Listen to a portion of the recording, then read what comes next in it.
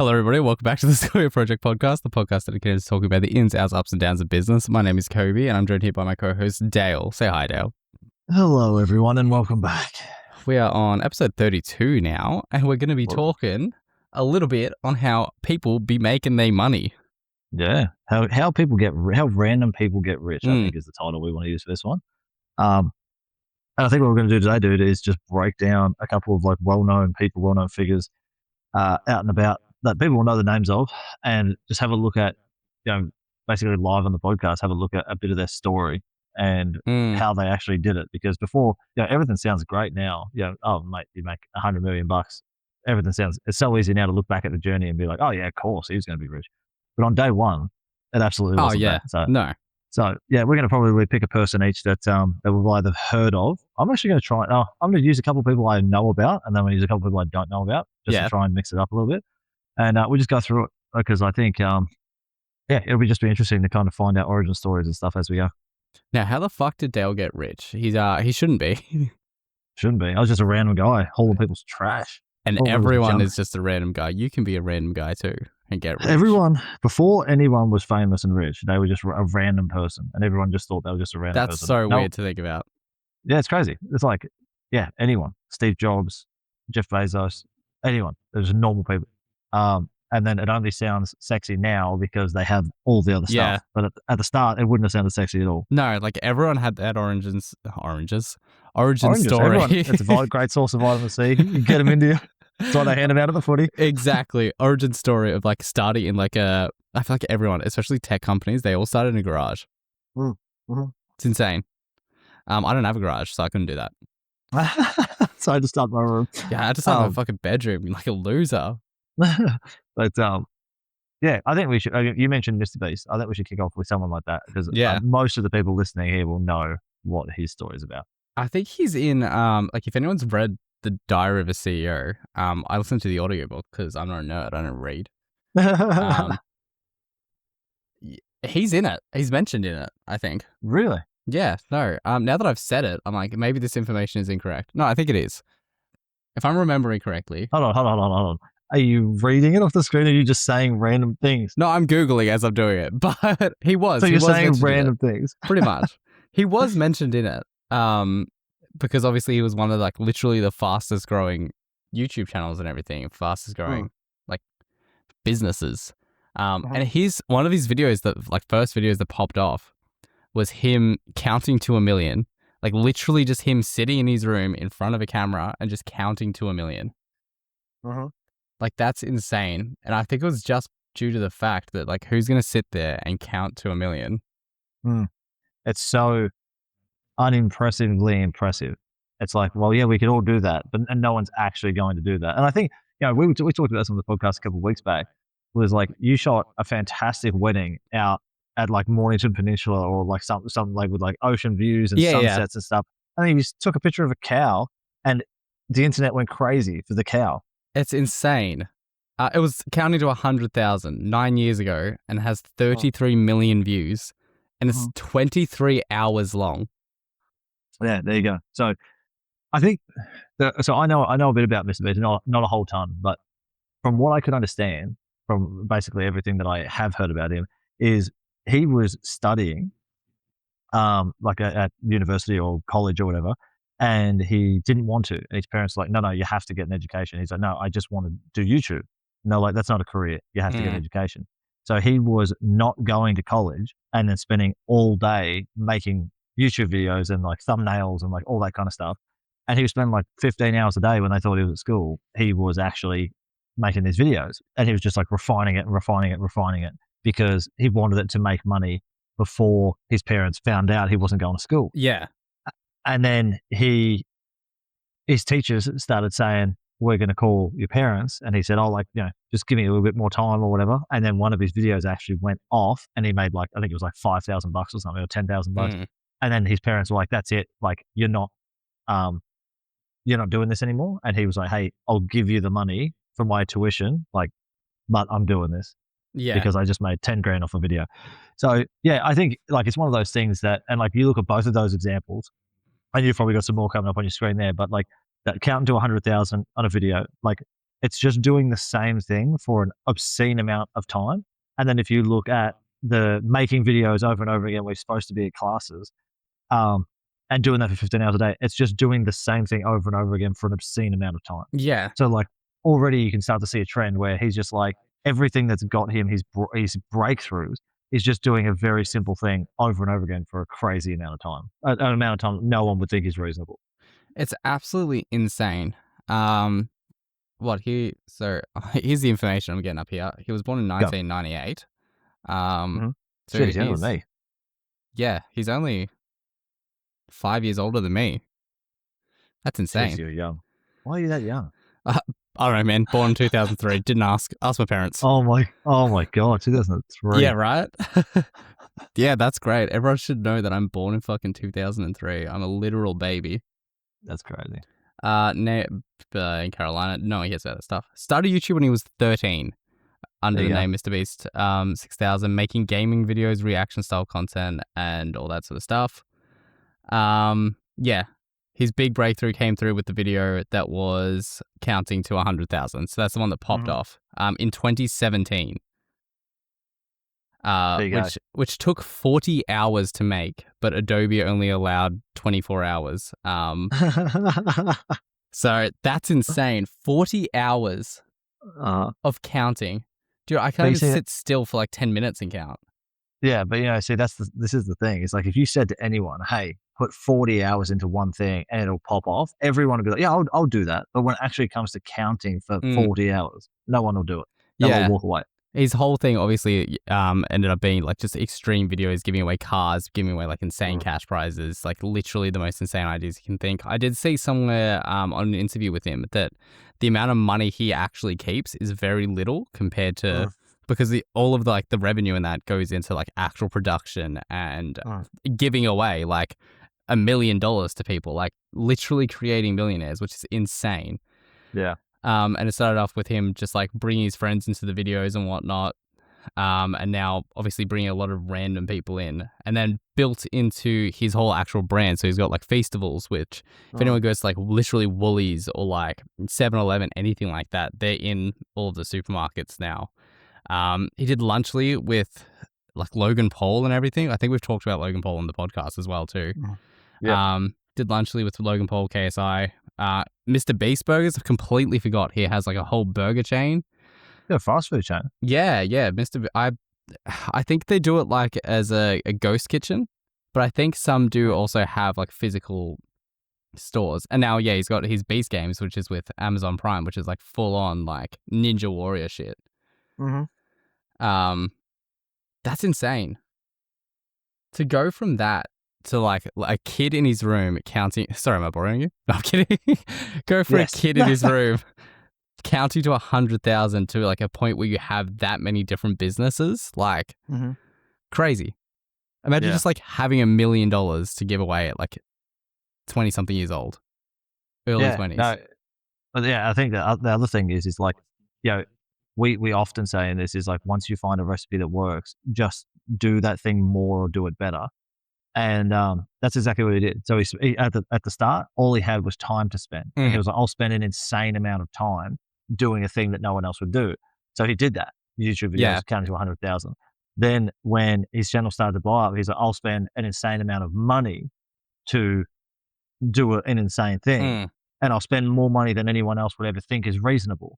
So that's why he like you said, he reinvests the difference. He learned a lot on like the algorithm on how to grow. Once he learned like what thumbnails were doing it, literally the editing style, how everything is like going to capture your attention no matter what's going on. Like there's always going to be something that you're going to be bouncing back and forward to. And I think it became a game where he knew exactly what he needed to do for every video to pop off. Because I don't think there's been a video he's made in the past fucking years at this point where it hasn't popped off. Like, well, I mean, it's got 400 million subscribers. So if like 1% his video of that watches 9 days ago already has 102 million views. Yeah, that's the thing. If you got 400 million subscribers, if 1% of them watched, you're a fantastic, like that. You're in. Everything's consistently over 100 mil. Like that's bare minimum when it comes to views. Yeah. So that's the thing. So that's the first one that we're going to take into. So he's a random kid, a 13-year-old, you said, with a secondhand laptop. Mm. And like, so at the start of when he's starting this, he's just a guy who wants to make YouTube videos and his parents don't want him to make YouTube videos. So Yeah. how normal is that? How normal is that? Like your parents being like, dude, just get a real job. When I was it only 13, looks, I was making YouTube videos.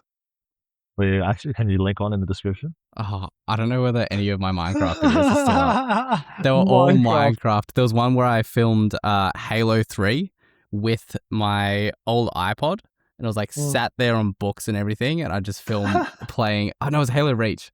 Film playing Halo Reach on my Xbox in the lounge room. Didn't get to Mr. Beast level. Please put that in the link. I would love for the audio. I mean, we don't get a lot of people commenting on this stuff, but I reckon that would go off for some old 30-year-old Kobe Halo. It is on there? It's not, but videos with me in it when I was younger are up there, and that's awful. That's the best. Anyone, if he doesn't put them in the links, check it. Go and search Kobe. What's the channel name? At least give us the channel name. Nah. Well, okay. It used to be Cobbercrafter. My So if anyone wants to Google that, my old Minecraft intro is up there, and there's a video with me in it. I'm not gonna give any more than that because it's fucking awful. But that's great. Have fun with prepubescent me. Anyway, so that just gives you an idea. One of the biggest guys on the internet right now. Very simple stuff. Did it over and over again, more than would be reasonable. The second one that I wanted to talk about was a guy named Jang Huang, who is the guy that built WhatsApp. That's owned by Meta now. Yeah, they bought it for $19 billion. Shit. Yeah, so this is dude. So he was 16 years old. He moved from the Ukraine to the US, and he basically had like no money and was like a janitor. And then he taught himself to code, and he built WhatsApp, and then it got widely adopted, and then Meta bought it for $19 billion. Yeah, right. Yeah, so he's again, he's the kind of dude, like, and the lesson is the same. Like, he had no money. He moved from Ukraine to the US, no money, sat down at a computer and just learned to code, like over and over again. Just did that for an obscene amount of time, and then coded WhatsApp, and then that's a life changer. So, I mean, you could probably see the pattern emerging. Yeah, he also choose something. Worked with Brian Acton, who was the former Yahoo former co-worker at Yahoo. Yeah, there you go. So that's another story there of like, choose something, do it over and over and over again for longer than would be reasonable until you're amazing at it, and then do it, like, basically build a thing. Yeah, he had a full-on from poverty to fucking multi-billionaire. Yeah, and that's what I mean. So, I mean, shit, we'll go through 5 more of these people, and it'll probably be the same thing. But if you're taking anything away from these guys already, it's like they didn't do anything crazy. They were just like, I'll watch and research YouTube videos until I know exactly how to make one that will work. And this guy's like, I'll watch and research coding until I know how to make an app that will work. And then they did that thing. So who have you got? Who else you got? I'm just trying to do maths here. What maths? We're having a conversation.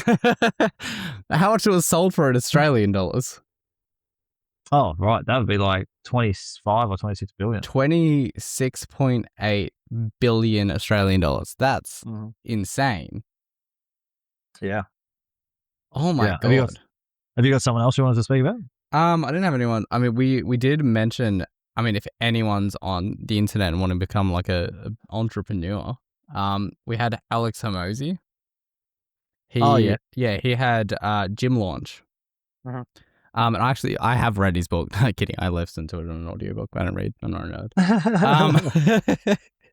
I listened to his audiobook, and he talked about like how he was building like Gym Launch, and was literally at a point where he spent all of the money that he had for something to work, and just like went out and started like working for like gyms sort of for free with like building the Facebook ad system and everything, and was going to take money off it based off like how many it actually got, like how much money and how many signups, all that sort of shit that it got. So almost like commission structure. Yeah, pretty much. But he spent like everything he had, every last bit of his savings. Him and his wife they were living with, I think he said his wife's like parents. So he was living with his wasn't even In-laws. at home, living with the in-laws.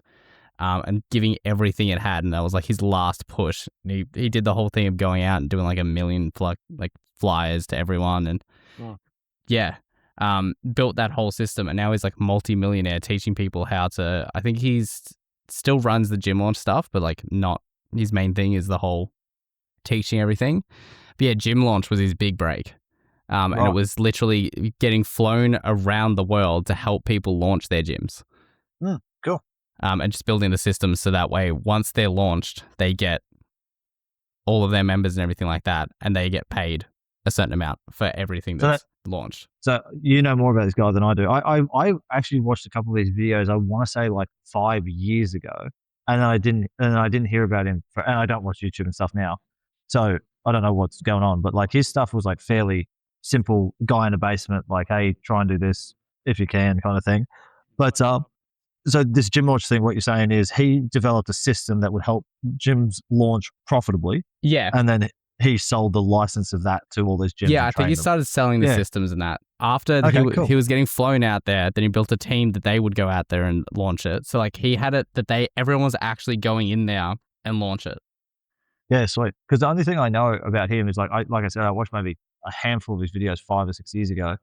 And then the only thing I know about is that so many customers talk to me now and they're just like, oh, like I was watching Alex Hormozy's thing. And I'm like, first generation Iranian American. There you go. His family weren't even from here. Yeah. Weren't even from America. Yeah, no. So they started from the first online business world after studying at Vanderbilt University, moved to management and consulting, but eventually left to chase business. Started with fitness, yeah. So in 2013, he opened a first brick and mortar gym, which obviously wasn't glamorous. Fucking sleeping on the gym floor, being broke, trying to figure out sales, marketing, fulfillment, all that sort of stuff. So he was literally sleeping at the gym. So what it sounds like again is this guy did ads and systems over and over and over and over again until he could sell it to everyone. So again, same structure, so do the same thing, pick something to be fantastic at and do it for crazy amounts of time. Yeah. So his major point was rather than being the gym guy, he became the business systems guy. Spent around 2 years turning 32 plus gyms, brick and mortar businesses using the same model that worked in his gym. So yeah, he learned how to do it and then turned the model into Gym Launch, which was a licensing service, the business that taught gym owners marketing, sales, and pricing. And now he does acquisition.com as well, which is like a whole education website. Mm-hmm. Yeah, crazy. Right. Yeah, that's the it's again literally doing everything over and over and over again until you're good enough at it. And not even everything, but just picking one thing. Yeah. Like Mr. Beast was, I'll just do videos and then everything that supports a video, thumbnail, algorithm, all that kind of stuff. And did it for 10 years before his big break. The WhatsApp guy coded for 10 years before his big break. And then this guy ran gyms and then was like, oh, and it's the ads that make money. I'll do that for 10 years and then big break. Yeah, exactly. So, and I'm not saying it has to be 10 years. It can be 1 year of doing something for 80 hours a week. You can take it up as much as you want, but the common theme is obsessing over one part of it instead of being like, oh, and now I'll do this. I know enough of this. Now I'll do this. It's like, no, get super really focused on one thing. It's still also solving like a problem. Like Mr. Beast it's entertainment. That's solving fucking boredom. Yeah, WhatsApp. That's his whole thing was communication. Alex Hormozy, he's got like making money through like actual marketing systems and everything. They're all figuring out something that's going to like get people actually want to pay. That gap in the market. Yeah, and I think that's the thing is like, everything that you focus on, like you could just focus on cold calling. Yeah, like exactly. If you just did that 1,000 times, there's people whose 100,000 businesses times. are just cold calling. Yeah, and that's the thing. And if you were the person that had done the most of it, you would have the biggest business doing it because you'd have the best results.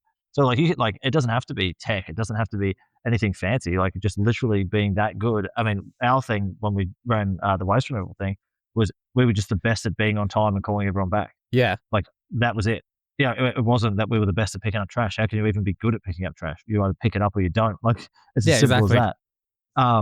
So it wasn't even the thing that we were the best at the thing we were selling. It was just that we were amazing at picking up the phone and getting there on time. Yeah. Yeah. So you can pick simple stuff and do it really, really well and do it over time. Fucking crazy. Business is so simple. Well, yeah. The thing is it's simple, but it's boring. That's the main thing. And I don't think people want to do the boring stuff. I mean, I don't want to do the boring stuff. I complain to you about it all the time. I know. That's my inbox is full of you just being like, I don't want to do this. Pretty much, yeah. And then me doing it anyway. Mm-hmm. Yeah. And then, you're complaining about it for 5 minutes and then having to do it anyway. I'm not a quitter, but I'm a complainer. Yeah. So probably the next thing I want to talk about is not actually a person itself, but it is, so like we've talked about like finding the detail of whatever point of the business you're doing and obsessing over it until you're just like, yeah, great, I can do this with my eyes closed. The thing that comes with that is details. Like you need to be focused on details, so like when you're building an ad system, it's not like, oh, okay, like I just make a nice creative and then I just write good copy. It's like, what's the best 1%? How do I get every 1% out of the creative? How do I get every 1% out of the copy? And that becomes about the details. And there's a story that's really good I can't remember what the year it was, but Amazon had a problem with getting customers to register. So like you used to be able to check out as a guest. You can still do it now, but it used to be so much more prominent that people would check out as guests because buying online wasn't as huge as it is back then. And now we didn't have the trust that we have for Amazon now that we did back then. So they were struggling to get people to register. They spent in 1 month, 30 days, they spent $300 million testing different versions of the register now button. Yeah, right. So that's $350 million every month trying to figure out in different audiences what color it should be, how big it should be, where it should be placed on the page. They spent $300 million just to get the register now button figured out. Now, Amazon were also the first person to put a buy now button or a pay now button on their website that linked directly to payment checkout, and they actually patented it as well. So right. So like eBay has it in that now too. Yeah. And back then, I don't know how it works now with some of the e-com stores, but back then Apple actually had to buy Amazon's buy now button because it was patented. And so like little things like that, hyper focus on the details. Like, so while everyone else is trying to build beautiful websites and all this kind of stuff, Amazon is that far ahead that they're going, how do we make this button work the best? And they'll invest copious amounts of time and energy. So if you don't have $300 million to spend, what do you spend? You spend 300,000 hours, or whatever. Like you spend 3,000 hours because all you have is time.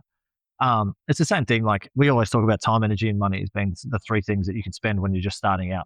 It's usually for your whole business career. But if you want to be a great athlete, it's time and energy. You can't pay someone money to get fit. So that's not the currency that you use. When someone like Amazon, who has billions of dollars to spend, you can go, all right, well, we're not going to spend time and energy. We'll spend the money. Yeah. So we'll spend $300 million on a register button. But those are the two things that always stick out to me is it's consistency on one thing and then details. Yeah. Yeah. What else you got? That's insane. Yeah. Fuck, there's so many people. Why would you pick one? Yeah, man, didn't think of that. Appreciate it. Fuck, I was thinking I should go for all of them. You don't have to list all 8 billion of them. Just pick one, whichever one you want. There's Dave, you know that guy. I kind of want to talk about let's talk about Mark Zuckerberg, because everyone uses Facebook. Oh, well, 1 second. Before you jump into that, because obviously you don't know what you're typing yet, or what you're reading yet, I'm going to jump in with someone who's not in tech, because we've used tech a lot. True. So I don't know the guy's name, but everyone knows Arizona Iced Tea as the business. So in Woolworths, all over the world, American company, they make Arizona Iced Tea. They ship it out to massive distributors all over the world. And what they do is basically make the same formula that they did back 20 years ago, but they've refined it and made it better and healthier as technology has come on. But they've just invested in systems over and over and over again. And their big thing was, like, 10 years ago, they were selling it for $1.99. And 10 years later, with all the inflation, everything that's going on, the price is still $1.99. And the owner of it, so the old man that started it, his sons run it now. He has never opened an email. He has never like done a customer call. He's never done anything like that. He's literally just gone, we can sell it. You can retail these things for $1.99 and we can supply this much. And all of his deals were done on basically like, well, this is like the easiest thing to be able to afford. And it's, they still make money. They have saved, the reason why they can still produce it is because they've just invested in systems of production that make it less expensive to actually make. So it's the same price as it was. Yeah, it's the same price as it was 10 years ago. And that's why people love it. That's why people love the business, is because they're like, dude, they said they were going to do this thing and they've just stuck by it for the next 10 years. And yeah, so that's a really good example of, again, something super simple. Like building the systems and getting new manufacturing processes and stuff like that isn't simple. But the overarching thing of focusing on something simple is we're just going to make this the same price over and over and over again. And anyone who wants Arizona iced tea knows it's going to cost a couple bucks, and they know where to get it. And yeah, his whole thing is just, he's like, business. We're just trying to do the right thing, because why should, like, times are tough. Why should people have to pay more for something that they used to pay $2 for? Which is really cool. Really cool. And he has never opened an email. That's insane. I wish I never opened an email. Fucking hate emails. My emails. And there's textbook Kobe complaining. You've seen my emails. Like, you could see it. It is a shit show. I actually do have a login for Kobe's emails. I do check them from time to time. Yeah, he just goes out and just sabotages the business. No, I usually just reply to customers without Kobe knowing. Yeah, I know. I've had some weird conversations with them. They're like, do you remember when you said that? I was like, no, that wasn't me.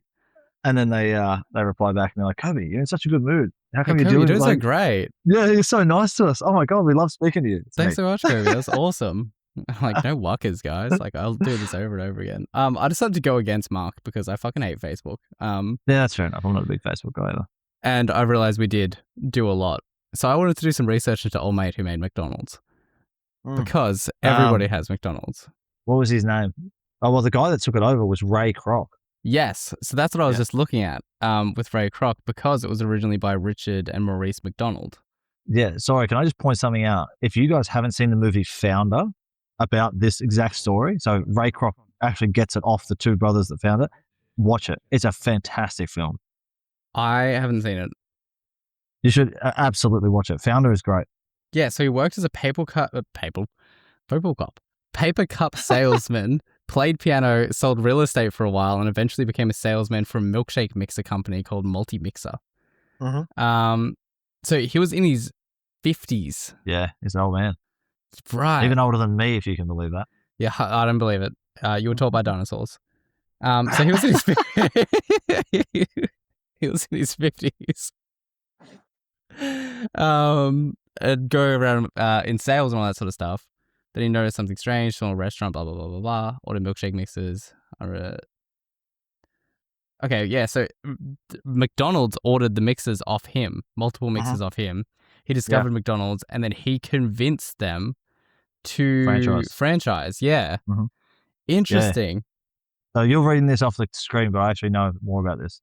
Yeah. I just got ChatGPT to like condense it because I'm not ready all that. So basically, he when McDonald's first started, they had the system of getting. So they were like the first ones to actually do quote unquote fast food, which was like they had tape laid out on the floor, and if you were a burger guy, you never you just followed the tape. You would never you'd never go and redo a job that someone else was doing. You would literally just follow orange marks. You the burger guy was orange lines. You follow the orange line. Yeah, and when he was installing the mixers, he saw that how systematized the thing was. And he's like, this could be huge. Like, this is way better than what's out there. And then he basically said to the guys, this needs to be everywhere because no one's doing it like this. And again, that is a super simple thing, which is just like, cool. Instead of having people go to the counter and then come back and do the fries and then go back and cook the burgers, he just had, their setup just had one person does an entire role and they just follow the marks on the floor. Don't go inside these other zones. They're for other people. And, yeah, again, just hyper focused about systems, and that's how fast food was created. I think I've seen the clip on TikTok or something of how it was from the movie, and it was when they were ordering the fast food and how fucking shocked people were at it, how quick the service was. I'm also seeing here that Kroc was obsessed with processes, cleanliness, speed, strict rules, franchise control, training, and quality consistency, which is so funny because so many McDonald's are like insanely unclean. Like cleanliness is not the top, but everyone's going to keep going there because everyone knows what a fucking Big Mac is. Well, yeah, because of what they did, what they set up in the, like whenever it was, the 50s or 60s or something like that. 1955. Yeah. So when they did that, that was obviously, that's what built the brand. And then they did that for 30, 40 years. Like McDonald's was still like a really big deal. Like, it's in Australia, especially if any Americans are listening to this, they've got like 200 chains that you can pick from for fast food. Here we've got like 5. So McDonald's is like the biggest of the 5. Well, you got like McDonald's, KFC. No one's got a Red Rooster. Hungry Jacks. No. But you have Red Rooster, Hungry Jacks, and then what? Domino's, maybe. Pizza Hut. Oh, fuck, I love 6. Domino's.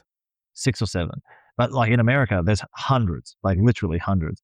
So in America, McDonald's isn't really even considered anymore as like a massive, like it's still a massive chain, but it's not like, oh, let's go and get McDonald's. Yeah, it was like Five Guys, In and Out.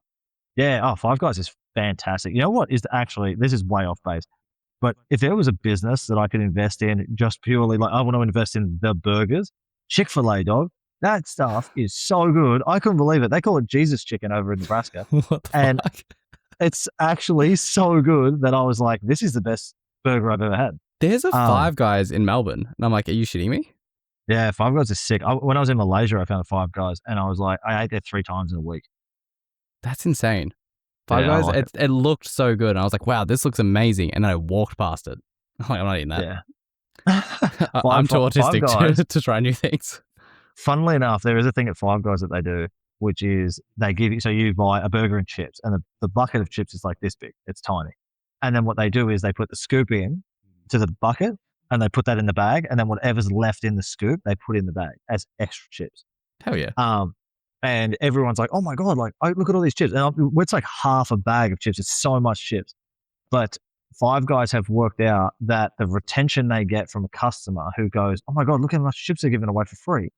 They'll go back there several times. And it's like, I think they work it out, it's $1 in chips to them and costs to do that. And they get repeat customers 3 or 4 times. Fucking love bag chips. It's actually a fantastic little marketing thing. I think you can find it on YouTube. The Five Guys has like a specific thing on YouTube. It's pretty good. Yeah, when I finish my Macca's and I like open it up and there's like bag chips in, I'm like, oh yeah. I'm like, hot dog, mate. I've got my head in the bag. Yeah, dude. I'm like, eat that shit. It's so good. My eyes are just full of salt, but I don't care because there might be a potato in there. Oh, fuck, I love bag chips. They just hit different. They're like a little soggy still because they're just sitting at the bottom. Anyway, what were you saying? Sometimes I'll pour my regular chips out into my bag. Just for the experience. More bags. I order a small and just tip it out afterwards. Yeah. Like, oh, look at all these fucking chips. Free chips. Hard. Yeah, good stuff. Anyway, we should close up there. If you want to know what else goes hard, you just come over to, well, actually, first of all, jump in the comments, share it, do all that cool stuff, ask questions. We'll get back to you. But we are going to be actually changing our group over a little bit. We're going to go over to Facebook, even though we talked about how much we don't like Facebook, because it's going to be a little bit more easy. Like people don't use, we had it on school before. People don't use school as like it's not a part of their daily login. So we're going to switch it over to Facebook. That'll be up and about soon. So we'll put a new link in for that. But if you want to know what else is really good as bag chips, then come on down to the Sequoia Project. Ask me and Kobe a question on here, and we'll get back to you as soon as we can. If you also want to go from being a random person to a millionaire. Oh, mate, I should have used that. I went for bag chips. I went for bag chips over there. I feel like such a dickhead. Oh, my God. If you want to be as cool as bag chips. I stand by it. Bag chips are dope. Yeah, if you want to be as dope as fucking bag chips, then go join the group. We are the bag chips of people. Please put that as like just for like a week. Just when the episode goes up, just have the tagline as the bag chips of people. All good. Thank you very much for watching, guys. We appreciate it. Catch you in the next one.